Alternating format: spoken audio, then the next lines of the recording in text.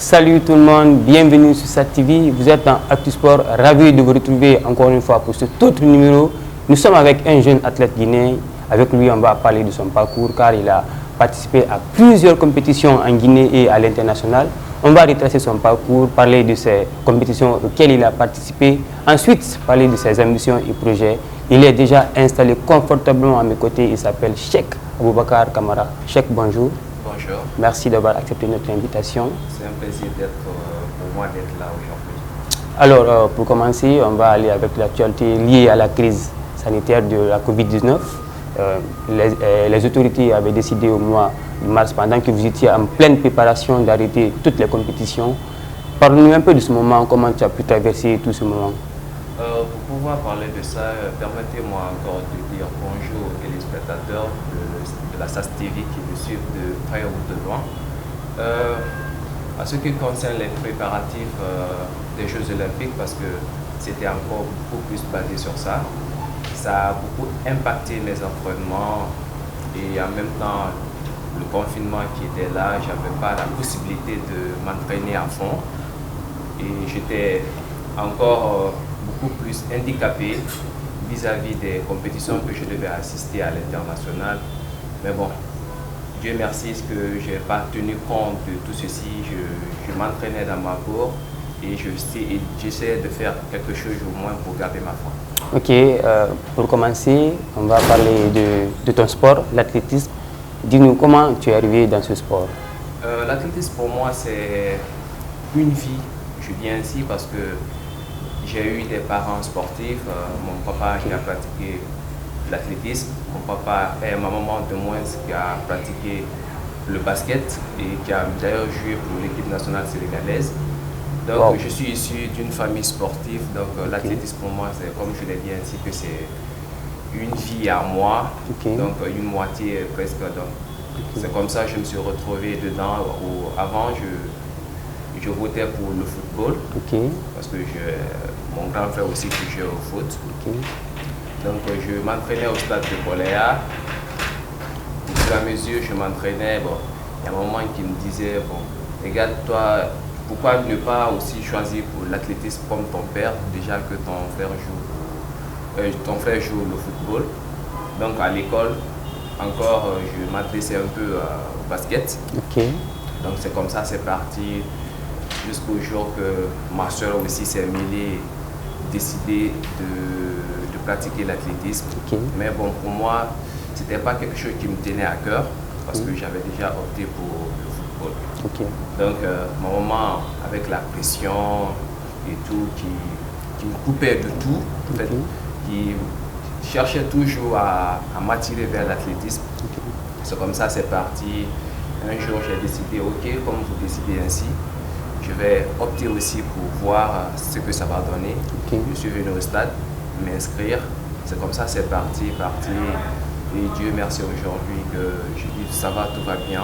Je suis vraiment reconnaissant à un moment et que je ne vais pas d'ailleurs arrêter de parler d'elle parce qu'elle a été la base de tout ça. Donc encore une fois, je profite de l'occasion pour te remercier, maman. Et aujourd'hui, est-ce que tu t'épanouis dans ce métier? Bon, bien sûr que oui, c'est devenu pour moi de la drogue. Parce que si je ne pratique pas le sport, je ne m'entraîne pas, je ne sens pas du tout mon corps. Et voilà, comme tu l'as dit, tu as été obligé par ta maman, tes parents et tout. Mais aujourd'hui, parle-nous de ton début. Est-ce que ce début a été difficile? Est-ce que ce début, tu as vraiment galéré pour réussir aujourd'hui? Bien sûr que oui. Le début a toujours été très très difficile. Et pour moi, à chaque fois que je venais à l'entraînement au stade du 28 septembre, de Boléa jusqu'au stade, je marchais à pied. Et avec les entraînements qui suivent, je rentre à la maison fatigué, j'ai du mal à me laver pour prendre mon bain. Et un jour, je me rappelle bien à mon grand frère qui est venu me voir coucher au salon dans le canapé, qui me disait, bon, maman, regarde, ton fils, il est vraiment épuisé. Donc moi, je dirais vraiment de le faire retirer dedans. Il ne peut pas supporter. Donc le lendemain, maman me disait, tu vois ce que ton frère a dit, il dit que tu ne peux pas. Donc il faut que tu arrives à avoir du courage Mais bon, au final, j'ai compris que c'était juste pour me booster et pour aller de l'avant.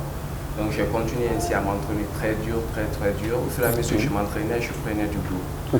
Et jusqu'à ce que je décide à 5 h du matin, avant d'aller à l'école, d'aller sur le pont de Winnova m'entraîner seul. Donc c'est comme ça, c'est parti. Et jusqu'à ce que je suis au moins arrivé à ce niveau-là aujourd'hui. Je te souhaite bon courage. Merci. Et arrive en 2013 où tu participes à ton premier meeting. Donc parle-nous de cette expérience. Bon, ce meeting est venu inattendu. Ce jour, on m'a appelé, j'étais en classe. Et je suis sorti de l'hôpital. Après 2 semaines, j'assiste à ce meeting en Côte d'Ivoire. Et d'ailleurs, j'ai été en Côte d'Ivoire avec mes produits. Je n'étais pas du tout en forme, mais bon, j'étais obligé parce que j'étais déjà choisi par la fédération. Et Dieu merci, j'ai été en Côte d'Ivoire avec mes produits. Et avec les entraînements, je suis parvenu vraiment à débuter ma carrière là-bas. Et parmi tant de pays, 12 pays, je me rappelle bien, je suis sorti vainqueur avec 16 de moyenne. Wow, félicitations. Donc, merci, j'ai été premier en Afrique dans ça. C'est comme ça, c'est parti. J'ai pris du goût fortement. Donc aujourd'hui, on a envie de dire que tu te sens à l'aise. Lorsque tu prends du recul, tu vois tout ce que tu as fait. Ton premier meeting, ça a été une réussite pour toi. Oui, bien sûr. D'abord, ça a été la base de ma carrière. Et que me retrouver devant tant de monde, tant de pays. Et une fois rentré en Guinée, ces personnes, des athlètes, des amis que j'ai eu à laisser en Côte d'Ivoire qui m'appelaient vraiment, nous demandant des conseils, qu'est-ce qu'il faut, comment tu as fait pour être là aujourd'hui. Donc, à travers tout ça, je me disais vraiment, j'ai une qualité pour vraiment arriver à mes fins. Et ensuite, en 2014, après la Chine, tu participes aux Jeux Olympiques de la jeunesse, ça c'est en Chine. Aussi, ce moment, cette compétition qui réunit pas mal, des milliers d'athlètes. Aujourd'hui, toi, tu as eu la chance en 2014 de participer à cette compétition. Parle-nous de ce moment, qu'est-ce que tu gardes de ce moment en Chine? Bon, pour arriver d'abord en 2014 pour les Jeux Olympiques, quand j'ai quitté la Côte d'Ivoire, j'avais beaucoup plus de goût pour encore continuer, parce que je me disais, bon, tout ce que j'ai eu à faire en peu d'années, c'est devenu petit pour moi et c'était très petit. Donc je me disais d'aller encore beaucoup plus placer la barre haute pour au moins dépasser ce niveau. Donc je n'étais pas surpris que j'ai été choisi pour les Jeux Olympiques de la jeunesse en Chine. J'ai été avec l'épidémie Ebola qui était en ce moment, ça a handicapé aussi beaucoup, ça a joué. De Conakry jusqu'à Maroc, Dubaï et Shanghai, on a vraiment rencontré des difficultés sur le trajet. Et arrivé en Chine, on était encore en quarantaine, on ne s'entraînait pas, on était vraiment ségrégués et je ne m'entraînais pas comme il fallait, on ne mangeait pas comme il fallait, donc ça a beaucoup joué. Et malgré tout ça, je ne me suis pas laissé abattre, j'ai été 4e en finale, donc déjà je pouvais être vraiment réconforté avec ça. Donc avec ça, je garde vraiment quelque chose de très positif. Et du jour au lendemain, je ne cesse de réfléchir sur ça, ça me booste encore, ça me donne de la force pour encore mieux faire. Je me dis, bon, tout ce que j'ai eu à rater là-bas, je peux encore récupérer ça. Et après 2014, en 2016, tu retournes également en Chine. Ouais, ça n'a pas été aussi une surprise. Bon, tout compte fait, ce que j'ai eu à faire en Chine lors des Jeux Olympiques. Et d'ailleurs, j'ai été vraiment réconforté que je sois invité avec, comment dirais-je, non seulement la fédération chinoise d'athlétisme et encore le gouvernement aussi qui a voulu m'avoir pour l'ouverture d'un centre de formation. Donc j'étais encore beaucoup plus réconforté pour participer à ce meeting. Et après la Chine, maintenant tu reviens en Afrique, en Côte d'Ivoire, ça c'était en 2019 pour les Jeux africains. Parle-nous aussi de ce moment. Bon, pas plutôt en 2019 en Côte d'Ivoire, mais au Maroc. Au Maroc plutôt, ouais. Voilà, pour les Jeux africains. Et ça, d'abord pour les Jeux Jeux africains, ça a commencé par une bourse que je devais aller à Dakar pour une année de formation au centre de formation là-bas à Dakar. Mais bon, ça n'a pas marché. Je suis resté là, mais comme je l'ai dit, ça ne m'a pas encore handicapé de vraiment m'entraîner pour aller aux Jeux africains au Maroc en 2019. J'ai été, je devais courir les 100 mètres. La fédération a changé pour les 200 mètres, dont je n'étais pas déjà préparé. Et expliquez-nous, voilà, qu'est-ce qui s'est passé? Parce que nous étions là, nous à Conakry, nous avons appris cette nouvelle, qu'il y a eu changement de programme, alors que vous devez être courir sur les 100 mètres, on change. Qu'est-ce qui s'est passé? Bon, moi seul, je ne peux pas décider parce que je suis sous la responsabilité d'une fédération, d'une organisation. Donc, à Conakry, avant d'aller, je me suis conséquemment préparé sur les 100 mètres. Et arrivé au Maroc, à quelques jours du début de la course, j'apprends que vraiment ça a été changé. Je dois courir maintenant les 200 mètres. J'ai fait de mon mieux pour pouvoir vraiment stopper ça, mais je n'ai pas pu. La fédération était beaucoup plus forte. Donc, je n'avais pas la possibilité de courir les 100 mètres. J'étais obligé d'aller faire les 200 mètres et j'ai été courir les 200 mètres. Finalement, je suis rentré 5e de la course. Donc, je n'ai pas été déçu. Je me disais, bon, ça doit arriver, le sport c'est comme ça. Il y a souvent des imprévus. Donc, ça s'est passé comme ça. Et la dernière compétition à laquelle tu as participé, c'était au Qatar en 2019. Aussi, parle de ce moment parce que c'était le championnat mondial au Qatar. Bon, je suis revenu du Maroc. À 2 semaines, je préparais déjà les championnats du monde pour le Qatar à Doha. Et je suis venu. Mes entraînements ici n'ont pas été faciles parce que j'avais perdu mon entraîneur qui n'avait pas de temps pour moi en ce moment. Je m'entraînais seul. Mais bon, à l'aide de ma famille, de ma grande soeur qui est en France, et j'ai un beau qui est un entraîneur, il s'appelle Laurent, qui est du SCO de Marseille. Donc c'était lui qui me suivait à distance avec les entraînements. Donc seul, je ne pouvais pas donner assez de fourrure, mais bon, je ne me suis pas aussi laissé faire. Je m'entraînais durement. Et je me disais, bon, je n'ai personne à tes côtés, mais bon, cela ne peut pas t'handicaper pour aller loin. Ça a été plutôt une force pour moi d'aller loin. Donc je me suis entraîné du début jusqu'à la fin, jusqu'à mon arrivée à Conakry. J'étais vraiment forte à la tête. Et à Doha, le trajet n'a pas été facile. Et j'ai quitté ici pour le Maroc une nuit, arrivé au Maroc. D'abord, j'ai galéré à l'aéroport, il n'y avait pas de manger, il n'y avait rien. J'avais encore 6 heures à passer à l'aéroport, à l'escale. De Maroc maintenant à Doha, j'avais 6 heures de vol. Je suis rentré à Doha à 4 heures du matin. Donc de 4 heures à 17 heures, j'étais sur pied aussi pour vraiment chercher l'hôtel. Et à l'hôtel encore, j'ai eu des difficultés parce qu'il y avait des formulaires qui n'étaient pas encore remplis. Donc j'ai galéré aussi à l'attente, à l'accueil. Finalement, c'est à 20 heures que j'ai pu avoir ma chambre et encore se démerder encore pour avoir l'accréditation, pour le manger et tout. C'était vraiment compliqué avec la chaleur qui était. C'était vraiment décevant que je n'étais pas accompagné. Et aujourd'hui, après avoir participé à 5 compétitions différentes, quel est ton plus beau souvenir?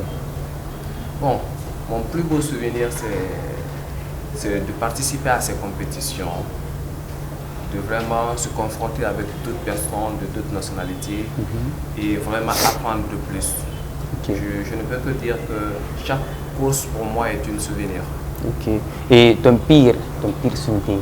Mon pire souvenir est que en 2014 en Chine, après ma course, j'ai eu la déchirure au niveau des cuisses. Donc j'étais vraiment handicapé parce que après la course primordiale, principale, j'avais une autre course à faire qui était vraiment de l'amusement, courir avec les enfants, les orphelins. Moi j'étais là, j'avais très mal.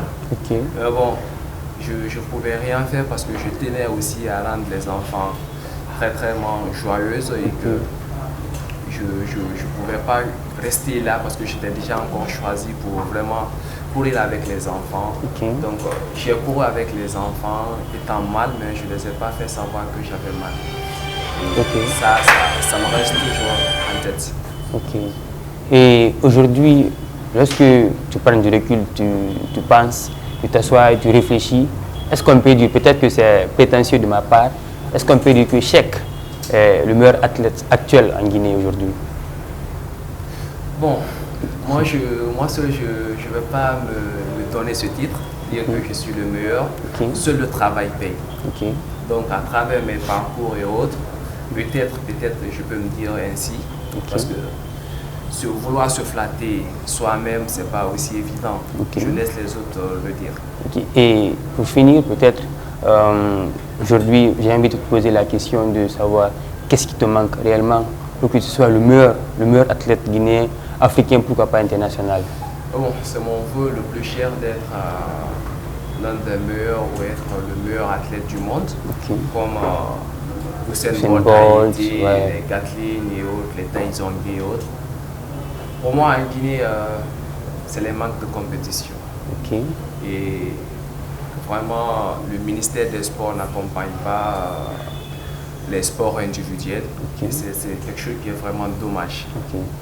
Car ce que nous pouvons donner à la Guinée, nous les sportifs, le sport en général, c'est vraiment quelque chose de fierté à la Guinée. Mais si l'autorité, le gouvernement ou le ministère n'arrivent pas vraiment à nous accompagner, c'est vraiment déplorable. Et aujourd'hui, pour finir, peut-être voici cette caméra qui t'appartient. Tu vas t'adresser à la fédération, d'abord au ministère, à la fédération guinéenne d'athlétisme. Oui, parce que tout à l'heure tu as parlé du manque de compétition et tout. Oui, qu'est-ce que tu as aujourd'hui adressé comme message à cette autorité pour qu'ils puissent vraiment penser à vous? Mon message est que vraiment je souhaiterais qu'on soit vraiment entretenu, encouragé et mettre les moyens à notre disposition pour vraiment triompher ce drapeau à l'extérieur pour qu'on puisse parler de la Guinée. Et je veux vraiment que la fédération, le ministère, le gouvernement, vous nous donnez les appuis pour vraiment faire de notre mieux pour ce pays. Allez, ce qui est bien dit, c'est sur ces mots de Cheikh Aboubakar Kamara que nous fermons portes et fenêtres de cette émission.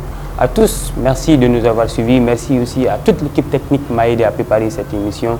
Rendez-vous la semaine prochaine avec un autre invité. D'ici là, portez-vous bien en compagnie des programmes SAT TV. Au revoir.